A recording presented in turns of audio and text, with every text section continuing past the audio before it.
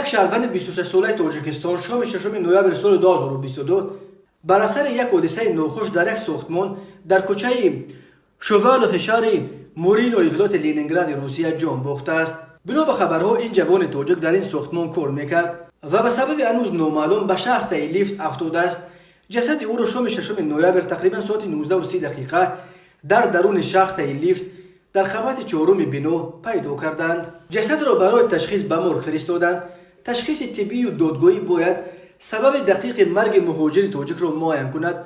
برای معاین کردن سبب‌های این حادثه نیز سنجش‌ها برآ انداخته شدند. این جوان تاجیک ماه فوریه سال 2022 با مقصد کار به روسیه آمده در شهر پتربورگ ثبت نام موقت داشته است. هر سال بیش از 1 میلیون نفر یا تقریبا نصف اهالی قابل کار تاجیکستان برای تامین زندگی خانواده‌های خود به خارج و اساساً به روسیه به مردکاری می‌روند. هر سال در روسیه به علت‌های گوناگون تا 1000 نفر از مهاجران تاجیک اکثرا در سن جوان به زندگی پدرود میگویند. یعنی هر روز مهاجرت در روسیه جان تو 3 مهاجر تاجیک را میگیرد.